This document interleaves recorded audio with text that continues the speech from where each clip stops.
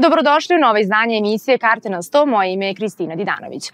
Moja današnja gošća, ne znam se da li lepše izgleda ili lepše peva, ona je devojka koja gradi svoju karijeru bez skandala i to je polazi dobro za rukom. A šta se novo dešava u njenom životu i sve ono što vas zanima, do sada niste imali prilike da čujete o njoj, saznaćete u današnjem izdanju moje emisije. Ina Gardijan. Dobro mi došla, Ina. Hvala, Kristina, bolje te našli. Hvala na lepoj najavi. Kako si? Odlično sam, evo iskreno, super sam. Odmarala si, uživala si, sada je vreme da malo počneš da radiš.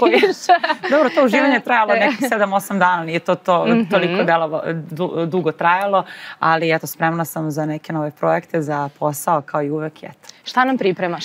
Pripremam 2 nove pesme. Prva će izaći krajem marta, evo sledeće nedelje snimam spot, a druga vidjet ćemo, o tom potom. Jel će biti u tvom fazonu ili si rešila da malo eksperimentišeš? Pa šta je to kao moj fazon? Ja sam eto eksperimentisala kroz karijeru, tako da moj stil onako prošlo je tu par nekih onako faza, ali ovo je onako neki pop folk. Nešto što je iskreno ta brza pesma koja će prvo izaći je onako drugačija. Ne bih mogla da uporedim sa nečim što je sad izašlo skoro. Da li, verujem da zapravo pratiš dešavanja na našu muzičku scenu, šta je ono što se tebi dopada? Koga bi izdvojila? Koga bih izdvojila? Pa, znaš kako, ja više volim tu neku stariju gardu. Ovo što se novo pojavljuje, sve to meni zanimljivo, ali ja sam nekako od onih što vole pevače koji su tu, eto, 10 godina i duže. Tako da ne bih izdvajala nikog specijalno, ali naravno, eto, Aleksandru Prijović, Teu Teirović, to su devojke koje imaju veliki uspeh i koje su, eto, neki moji, po mom ukusu. Ti si se nekako, da kažem, dugo na estradi i pratiš sve šta se dešava. Šta misliš da je ono što je najpotrebnije da bi se neko izdvojio? Sada u moru svih ovih, da kažem, novopečanih pevača, društvene mreže dosta pomažu tu da se svako izdvoji, ali šta je ono što je potrebno da opstane neko? Znaš šta, meni je drago što, eto, u poslednje vreme, baš kad se taj TikTok onako razvio i kad je postao ekstra popularan, volim što su pevači počeli da forsiraju svoje glasovne sposobnosti i što više snimaju neke videe gde pevaju i to je nekako postalo onako dobar reper i mislim da to uvek najbitnije.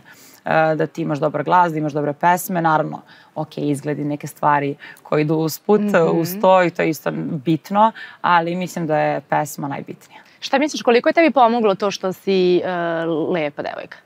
Je li ti više pomoglo ili odmoglo? Hvala ti prvo na komplimentu. Pa dobro, uvek je lepo kad si lep. Tako da ne vidim nikakvu manu u tome. Za sad mi je to pomaže. Dobro, da li si spremna ti danas da se igraš sa mnom i izlačiš kartice? Jesam. Slobodno možeš da krenem. Da kreneš. Prvo da krenem da vidim koja mi je omiljena boja od ovih. Kako došla do saradnje sa Milanom Stankovićem? Kako bez tog pitanja? Kako bez Milana Stankovića? Svaki intervju Milan, da. Tvoja nekako, ta pesma vam se baš, da kažem, izdvojila i kako je uopšte, vi ste svi družili, kako je došlo? Prošlo je to već dosta godina, te pesme, brzo vreme nekako proletelo, to je bilo 2017. godine, tako da mi smo preko saradnika zajednički došli do našeg dueta i naravno bila je bitna pesma, da pesma bude dobra i za mene i za njega, tako da smo se mi to brzo dogovorili, kada smo čuli pesmu koju su nam Buba i Džala poslali, on je već tad snimao pesmu u tom fazonu, ja sam eto počela svoju karijeru u tom nekom stilu, iako sam kasnije to promenila, ali eto, ta pesma je nama donala stvarno veliki uspeh. Sećam se da je to bilo, u jednom danu smo bili u trendingu, imali milion pregleda, tako da ja tad nisam ni bila svesna tog uspeha, pogotovo taj trending se tek tad pojavio, oni svi kao, wow, prvo si u trendingu, ja kao šta je to? Mislim, okej, kao dobro, a sad bih baš bila srećna da sam prvo u trendingu. Jel ti je to važno? Pa znaš kako, nije to presudno jer neke pesme tek možda kad prođe neko vreme postanu i hitovi i zažive ili prođu dobro na terenu, a eto na YouTube-u ne prođu, wow.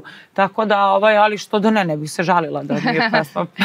A koliko ti je zapravo u tom momentu to bilo, da kažem, dobitna kombinacija, s obzirom da je Milan bio već tad, da kažemo, poznat, ti si se tek počela i pojavila na scenu. Je li ti je to, kažem, dala vetar u leđa, je li ti je to značilo za tvoju dalju karijeru? Pa jeste mi značilo, naravno, jer uvek je bolje kad si na početku da snimiš duet sa nekim ko je već popularan, ko već ima dobru karijeru, jer budeš tako i pored njega i zapažen. Mislim, ja sad bila bih neiskrena kad bih rekla da mi to nije značilo.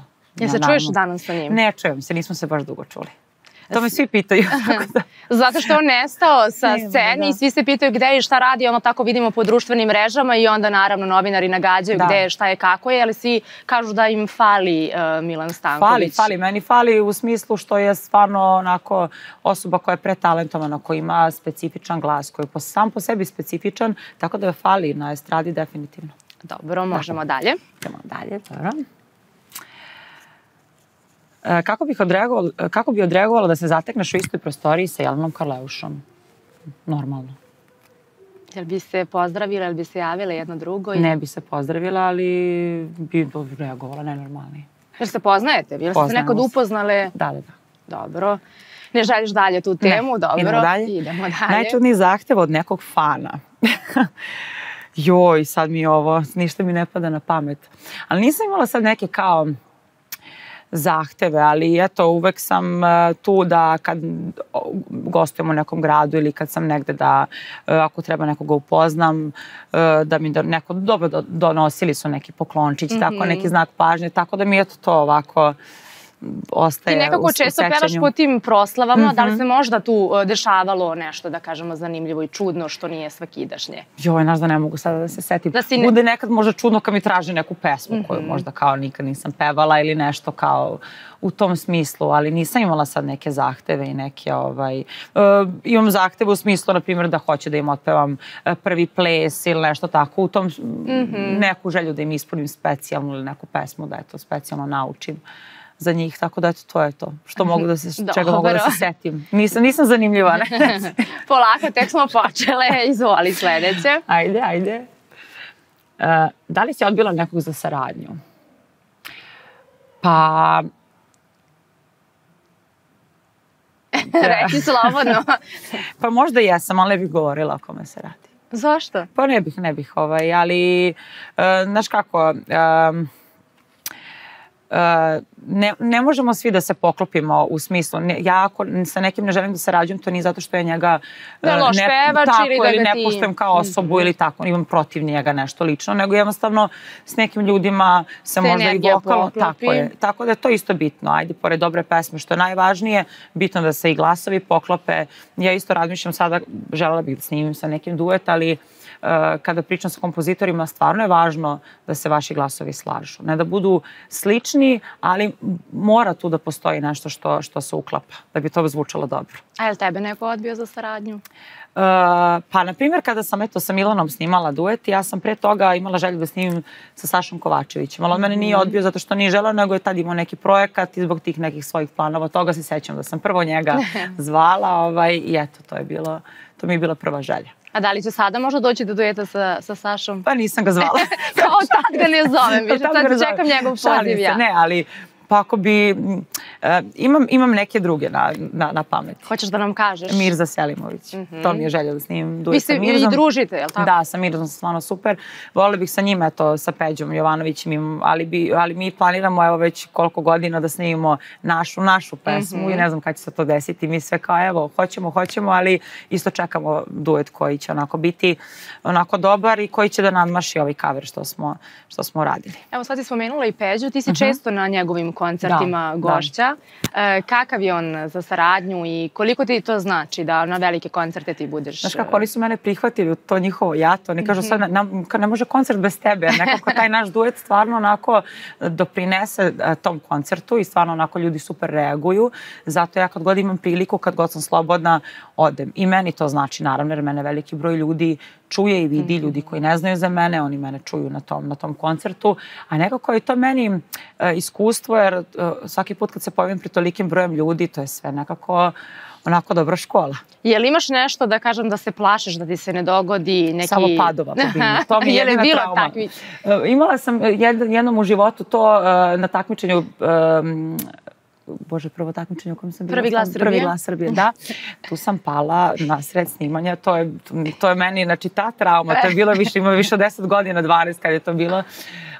To mi je najveća trauma i onda sam ja gde god da sam oprezna, jer naravno štikla i znamo svi kakvi su studiji, kakve su bine, to je uglavnom klizavo i nije tako da zato gledam da se uvek obučem udobno, da ništa nije predugačko, da ništa nije onako, baš zbog tih stvari. Ali ako bi se to desilo, što mislim, to se dešava i svi, mislim, dosta ljudi je to... Ne znam da li si videla onaj viralni snimak Sare Jo, kada je pala. Jesam, da. Mislim, ja sam se smeja, naravno, to kad vidiš, naravno ćeš da se nasmeješ. Ali ne biš volila da se na njena mesta. Tako je, ali opet treba i odreagovati nakon toga, da ustaneš i da se praviš kao da se ništa nije desilo, da nastaviš dalje. To je najvažnije. Tako da... Dobro, možemo dalje. Dobro. Oceni izgled Duška Tošića od 1 do 10.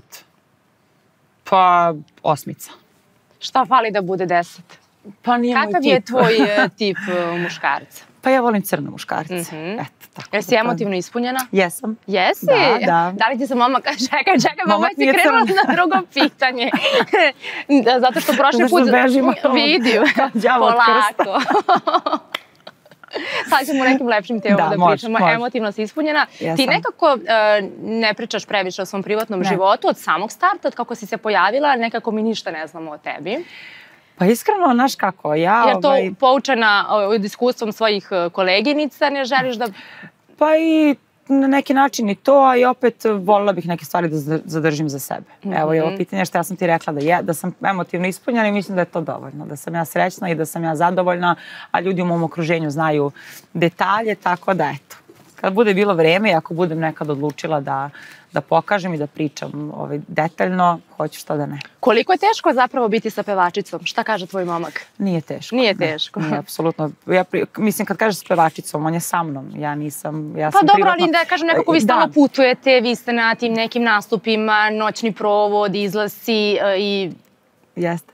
To je moj posao i onda ako neko ne prihvati moj posao u startu, to je već problem. Ali nisam imala u životu neka loša iskustva što se toga tiče, jer ja nekako valjda imam takvu energiju i odajem takav utisak da nema potrebe da neko sumnja i da ima, mislim, nisam više ni klinka i to je jednostavno moj posao, tako da ko ne prihvata, žao mi je.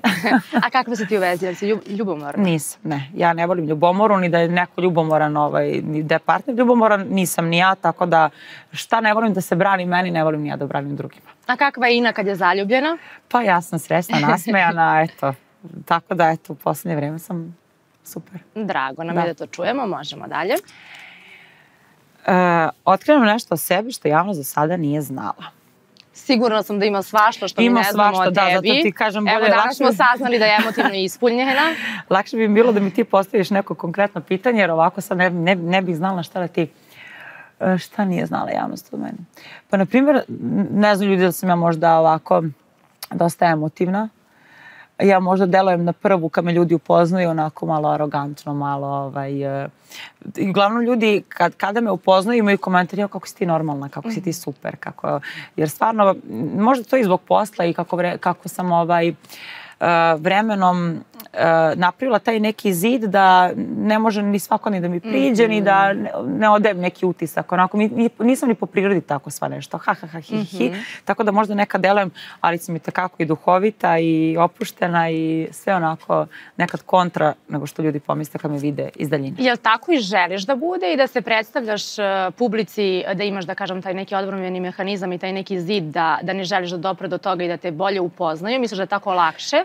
Ili je to nesvesno došlo? Ja bih volila da mene ljudi bolje upoznaju, ali nekako možda je moja greška što ja više na društvenim mrežama ne prikazujem te neke stvari iz svog života, ali opet i prikazujem. Sad kad sam bila na putovanju, ja stvarno bez problema se snimim i slikam i bez šminke, snimim ljude oko sebe, uopšte nemam taj kao problem. Tako da, ali možda ne pričam konkretno o nekim temama i uglavnom u emisije u kojima sam bila, sve se vrti u krug. Sve su to pitanja vezana za estradu, vezana za neke površne teme, tako da voljela bih kad bih otišla u emisiju gde su neke teme onako vezane za život, vezane za tako neke dublje stvari, tu bih sigurno rekla puno toga, tako da bi ljudi mene upoznali bolje. Dobro, možemo dalje. Ko ti se od mlađih kolega dopada kao izvođač? Od mlađih, znači to mlađi po godinama.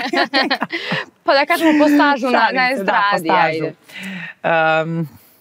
Znaš kako, evo ja ću reći, sad ne znam koliko godina je ona prisutna, ali ja moram da pohvalim i da kažem da mi je stvarno u top 3, Džejla Ramović.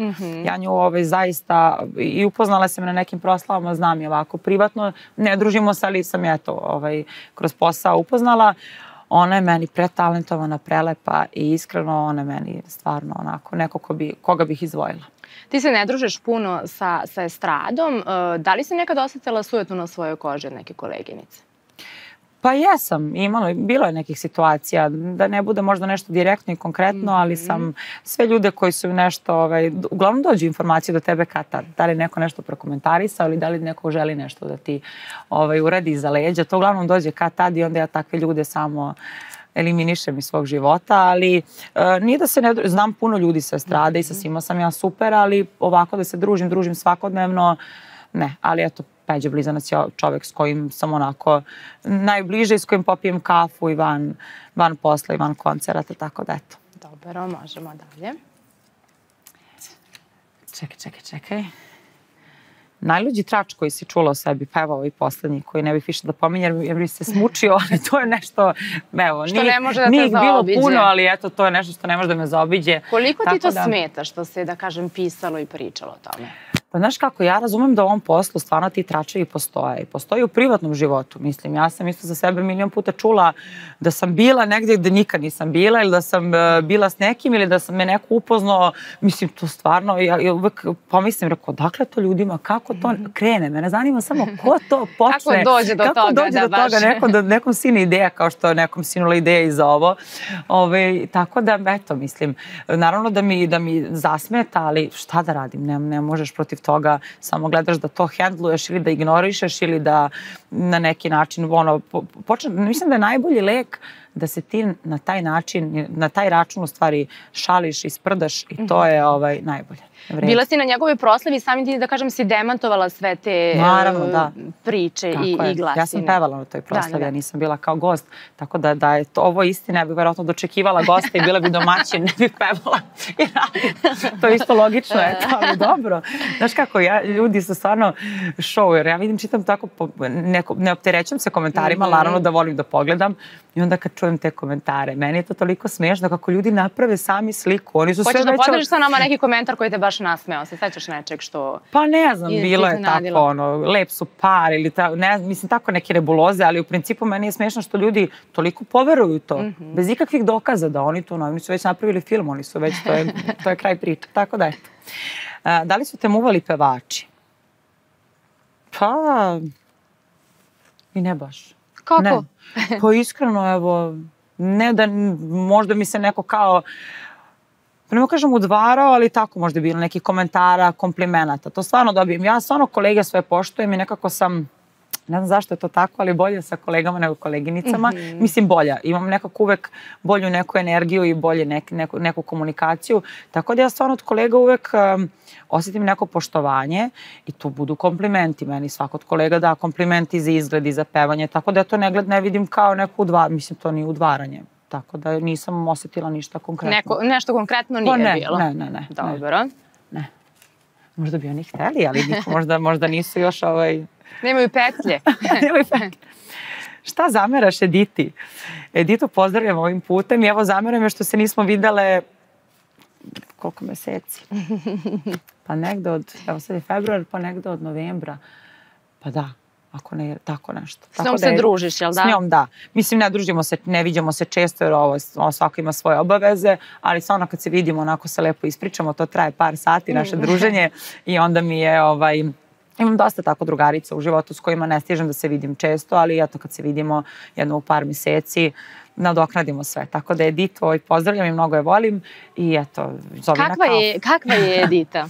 Edita je onako jedna specifična osoba i ja nju zaista onako volim i draga mi je i nas dve smo totalno nebo i zemlje. Mislim, po karakteru i onda mi to često, po energiji smo totalno i onda mi to često i komentarišemo. Ona koliko puta kaže, kada sam ja, da ima malo tog smirenog, meni to treba. Ja kažem da sam ja tako malo kod ti, onako energičnija. Tako da, eto, različite smo, ali se stvarno onako lepo slažemo. A sa njenom sestrom Indi, da li si se upoznala? Nju ne poznajem. Dobro. Dalje, što ja nešto uvek žurim do ovog. Polako. Emisija nam traje 40 minuta. Ali imam ja za tebe ovdje još neka dodatna pitanja, nemoj da brineš. Koji trač o sebi bi voljela da je istinit? Evo, pitanje mi se sviđa, ali čekaj da razmislim. Imamo vremena. Da. Da je istinit. Joj, sad mi ništa ne koji trač. Šta je ono što se pričalo o tebi nije istina, ti bi voljela da je tačno? Joj, znaš da ajde da razmislim malo pa da ovo pitanje. Pa uglavnom su, ako su tračevi, uglavnom su bili neki neistiniti. Tako da, ajde morat ću da razmislim. Dobro. Iskreno sad ne mogu ničeg da se setim. Da li te neka koleginica ili kolega razočarao? Pa, znaš kako, jeste, ali to je bilo davno i onda ja nekako, znaš šta, ja sam inače po karakteru takva da mene u trenutku neko može da razočara, naljuti i u privatnom životu i ovako, eto, kad pričamo i o kolegama, ali ja nekako kako vreme prođe, ja popustim, ja se odljutim. Ne zaboravim, ja neće to uvek ostati negde u glavi i možda te neću više gledati očima kao što sam te ranije gledala, ali nekako ja nemam u sebi tu neku mržnju i tu neku negativnu emociju, sad da ja kažem da nekog ne podnosim, da mi je neko fuj, da s nekim ne mogu ni da popričam, ni da... Tako da, bilo je situacija, ne bih da kažem ko je to, ali nekako vremenom... Nismo ni očekivali, naravno, da nam kaže o kome je reč. Ne, zato što, znaš šta, nije to ništa bilo toliko bitno i toliko strašno da bi ja sad to nešto spominjala, ali bilo je situacija stvarno da me neko razočara i onda ja s tim ljudima, eto, ili ne komuniciram u smislu kad se sretnemo, ćao i to je to, nema ničeg više od toga. Ali ja stvarno nemam tu zlu krv, što znaš, da sad stvarno tu neku osobu, da mi neko spomene da kažem, užas, fuj, mislim. Tako da, eto. Dobro. Mislim, iskreno ti kažem, ja bih ti rekla da je nešto bilo. Da li bi radije snimila duet sa nekim koga ne gotiviš ili pevala na svadbi bivšeg? Pa pre bih snimila duet sa nekim koga ne gotivim. A znaš šta, pa i sad da me neki bivši pozove da mu pevam na ako nemam emocije, ako ta osoba stvarno, mislim, zato i bivši više me ne zanima, zaista, što da ne? Ne, mislim, evo sad kad razmislim, bih. I to bi uradila. Kao pazi, možda stigne poziv. Pa da, ali što da ne? Ako to nešto bilo davno, ako to nije bila ozbiljna neka veza, nešto što je mene nešto emotivno dotuklo ili me nešto poremetilo, zašto da ne? Koliko puta si bila povređena u ljubavi? Pa bila sam. Više puta. Više puta iskreno. Tako da, eto. Dobro, možemo dalje. Da li ti smetaju povezivanja sa Duškom? Eto, opet, ne može. Smetaju mi, da. Dobro, ajde, nećemo više te teme, iskreno mi je, da. Pošto ti toga dosta, verovatno. Dosta mi, iskreno, ove godinu nešto dana se ta tema vrti, ja stvarno ne znam zašto, ali evo. Da li si ikad koristila lažni profil da špijuniraš nekoga? Jesam. Evo, nismo očekivali. Jesam, ali to nije moj lažni profil, nego moja jedna drugarica, sad ja bih da kažem koja, ne smijem nju da cinkarim, ima jedan profil lažni. I mi tako spremena na vreme. I onda kad sedimo zajedno, kad sam imala tako neke situacije, i onda ja rekao, ajde uđi da vidimo, onda mi uđemo. Tako da sam gledala neke osobe koje su me zanimale. Ništa samo bili muškarci, gledala sam i neke žene. Aha, dobro. Tako da, eto, iskreno jesam. Ali proveravaš dečku telefon ili si proveravala? Ne bih proveravala nikad. Jesam, to mi se desilo jednom u životu baš davno. I tad sam videla nešto što nisam trebala da vidim i rekla sam, mislim, bolje da ne gledam. Mislim, nije to ništa bilo strašno, ali dovoljno da te nešto uznemiri, da ti napravi neku sliku u glavi, da ti neke bubice da. Tako da iskreno ne volim to da radim i ne bih to radila i ne bih voljela da to radi neko meni. Mislim, ja ako ništa ne krijem, ali opet imaš u telefonu privatne stvari, imam komunikaciju s drugaricama, imamo grupu zajedničku u kojoj piše sve i svašta. Da kad bi on možda i to video, bilo bi šta vi o čemu vi pričate. Tako da, eto, zbog tih stvari nema potrebe. Kao što ni, mislim, ok, slike, galerija, može svako da uzme moj telefon, ali opet treba da ima svako svoju privatnost, jer ne mora svako sve da zna. Ajde. Da li si ikad imala tajnu vezu sa nekom osobom sa estrade? Nisam nikad bila ni sa kim sa estrade, tako da nije bilo ni tajno ni javno. da, eto, ne. Nešto mene estrada ne privlači, iskreno. Nisam ni imala situacije, ni nešto, što kažeš, malo pre smo rekli da li mi se neko udvarao. Konkretno, nikad niko, ali nešto mene estrada u tom smislu. Ja valjda tražim ono što je kontra od mog posla, tako da... Ne. Mir neki. Mir neki. I ovo je već... Pesma za koju smatraš da ti je promašaj. I ovo je dobro pitanje. Znaš kako? Ja za svaku svoju pesmu imam neku analizu dodatno. Tako da imamo vremena da slušamo slobodno. Moja prva pesma, Oprez, to je pesma koju je pisala Marina Tucaković. I meni je taj tekst, ja nisam bila oduševljena tim tekstom, iskreno. Ali ja sam imala toliko poštovanje, toliko, da kažem, jako i strahu poštovanje prema Marini, da ja nikad ne bih rekla to mi se ne dopada. To mi nije možda, moglo bi ovako i onako, da sam ja to prihvatila kako mi je rečeno, ja sam to tako otpevala i iskreno kad je prošlo neko vreme, kad sam ja to snimila, ja bi u tom tekstu nešto promenila. To mi je, na primer. A ove sve ostale pesme, sve su nekako bile onako za sebe, imaju svoj neki pečat, tako da sve su mi na nekog podjednako drage, ali moram da kažem da su mi najdraže pesme, ove koje sad dolaze. Jedva čekamo da čujemo. To su pesme koje sam ja pisala, to su pesme gde sam ja radila tekstove. Tako da iskreno, nekako što sam sad starije, što sam zrelija, kako vreme prolazi, imam bolji odabir i pesama, bolji odabir i tekstova. Trebalo je neko vreme da ja sazrim i da vidim šta je dobro, šta ne. Imala sam neke brzoplete ranije odluke i kad su pesme u pitanju, da možda dovoljno ne razmislim i o tekstu, da se meni to na prvu svidi u studiju. Ti kad odeš u studiju, tamo ti je sve wow. Onda slušaš demo snimke, onda te to povuče, ponese i onda nekako brzo se odlučiš i posle možda shvatiš da je trebalo možda ovo ovako, onako, ali šta da radiš? Mislim, sve je to iskustvo, svaka pesma nađe neki svoj put, ima ljudi koji, eto, na primjer, pesma Oprez je stvarno kad se pojavila dobro prošla, imala je taj neki bit, nešto onako drugačije i dosta nekih ljudi je meni komentarilo, wow, super je, ali ja lično sam imala neke zamerke. Tako da... Koliko je teško naći dobar hit? Znaš kako, kad kažeš hit, to ti niko ne garantuje, to ne postoji kad je u pripremi. Mislim, pazi, neki kompozitori ili ti sam možeš da osjetiš da je to prava stvar, ali garancija ne postoji. Onda je zbog toga teško, jer da postoji, ja bih evo do sad verovatno imala 20 hitova. Ali, znaš kako, ja sad idem po nekom svom osjećaju, biram ono što se meni lično sviđa, ali treba slušati i druge. Ja isto pustim svojoj okolini pesmu i volim da čujem, jer ja koliko puta, na primjer, izađe nečiji album. Ja se uhvatim za pesme koje, na primjer, su najmanji hitovi. Na primjer, ja volim sve pesme Teje Irivić koje su balade. Ja su neke prošle super, ali neke nisu toliko zapažene kao lupam Hajde ili Habibi ili šta god, neke pesme koje su... Ja tako procenim da ja, kad slušam pesmu svojih kolega, meni se svidi nešto totalno što se većini nije svidelo. Tako da ja ne sam samo sebe da slušam, moram da slušam i okolinu, jer kad bih ja birala pesme... Slušaš okolinu kada ti daju savjeti ili ipak radiš po svom? Slušam i znaš kako, skoro sam napravila jednu grešku. Bila sam kod jednog kompozitora, otpevala demo snimak za jednu pesmu i meni se to kao svidelo, ali nisam bila sigurna. I on kaže, ajde razmisli ti par dana, jer još jedna koleginica hoće da čuje tu pesmu i javi mi. Ja sam tu pesmu slušala 2 dana i pustila sam samo jednoj drugarici koja je rekla, pa dobra je pesma, ali nije mi to za tebe, nije mi to. I ja kažem njemu neću. Prođe par dana, ja sedim sa svojim šminkerom Bojanom Vukadinovim i drugom i pustim mi, kada ti pustim samo da čuješ ti ovaj demo? Da čuješ koju sam pesmu odbila. Kaže on, ovo je hit, jesi ti normalna? Ja kao čuti, rekao ništa. Dođem kući, pustim mami, mama kaže, verujem mi, ako treba ja ću ovo da ti platim, kaže, ovo je top.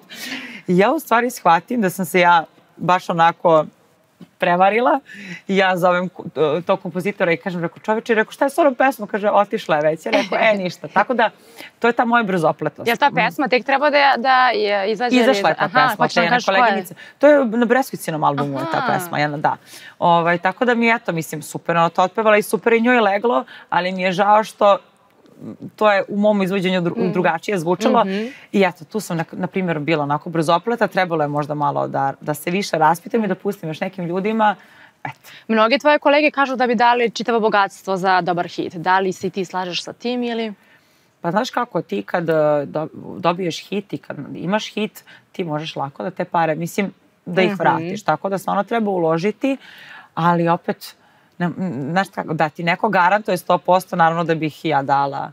Sad, koliko bi to bogatstvo bilo, sad zavisi koliko ima. A kako si ti počela da pišeš pesme? Počela sam spontano u koroni. Za pesmu Krila slomljena, to je prva pesma koju sam napisala. Tad je bila korona i onda šta, trebalo je da snimim neku pesmu, pravila sam 3 godine pauzu, imala sam tu melodiju i bilo mi onako frka, iskreno nisam ni radilo, nisam bila nešto ni u finansijskoj finansijskim mogućnostima i kao ajde šta ću, kako ću i onda kao ajde da vidim od nekih malo mlađih i nekih tekstopisaca koji nisu toliko poznati, da čujem neke tekstove, to je da vidim, da mi napišu. Međutim, meni se ništa nije svidjelo. Ja sam onda rekla, dajte probam ja da napišem. Kamo, sad ću ja da napišem. I onda je meni samo bukvalno u jednom danu sinula inspiracija. Ja sam to napisala za nekih pola sata i onda sam bojažljivo otišla u studiju da pustim producentu i on kao, jer ako napisala sam tekst. Kaže, šta si Gardija napisala? Ja rekao, pa ja ću da pročitam, ali nema rekao da se smeješ. I nemoj nikom da daš, samo ti. I ja sam njemu to, i on je stvarno kaže, pa ovo je dobro. Rekao, stvarno me zezaš? Ne, kaže, super je. I tako sam ja to snimila. Onda su stvarno bili komentari pozitivni i onda sam rekla sebi, zašto se ne bih potrudila? Samo je trebao taj trenutak da ja potvrdim sebi da ja to mogu i da ljudi to potvrde. Tako da, evo, sad sam napisala jednu baladu, jednu bržu i hoću da nastavim da pišem, ali nekad mi neka melodija ne legne. Imam jednu baladu melodiju jednu koju je 2-3 godine stoji sa strane i još mi niko tekst nije napisao. A ti tražila neka koleginica možda da joj napišeš tekst? Nije. Ja sam tražila jednom Editi. Eto, za Editi sam jednom tražila i onda nešto je bilo hoću, neću, pa je nešto nije na kraju uspela. Tako da, eto, ja sam na primjer njoj tražila, ali meni nije još uvek niko. Ali tako da, ako neko ima neku dobru melodiju, mogu da probam. Ja kažem mogu da probam, nikome ne garantujem, ali mogu da, kao što sebi probam i evo napisala sam sad. Imamo, evo, pošto smo stigli do kraja, zapravo pre kraja ću ti, imamo jedan segment, duet ili date. Nisam znala da si u vezi, ali ti sad pravi kao da nisi u vezi, može? Nući ili vojaž? Znači biraš kome daješ duet, a s kim bi duet snimila, a s kim bi otišla na date? Pa meni je vojaž mnogo drag. Mi se nismo lično upoznali, ali smo se par puta čuli i učinio je baš nešto lepo onako za mene. Ćerkica od mog brata je slavila rođendan i eto on je poslao, pošto na njega mnogo voli, poslao je jedan video i stvarno onako čuli smo se par puta i mnogo mi je drag. Tako da voljela bih s njim da odim i na kafu, da se upoznamo, ispričamo, a i da snimimo duet. Tako da bih možda vojaža izabrala za jedno i za drugo. Dobro. Peđa Jovanović ili Sloba Radanović? Duet ili... Pa s Peđom imamo evo s Peđom mogu da odem na kaficu, da kažemo na dejt. Dobro. A sa Slobom da snimim duet. Eto, Sloba je isto jedan od fenomenalnih pevača, tako da je. Relja ili Rasta?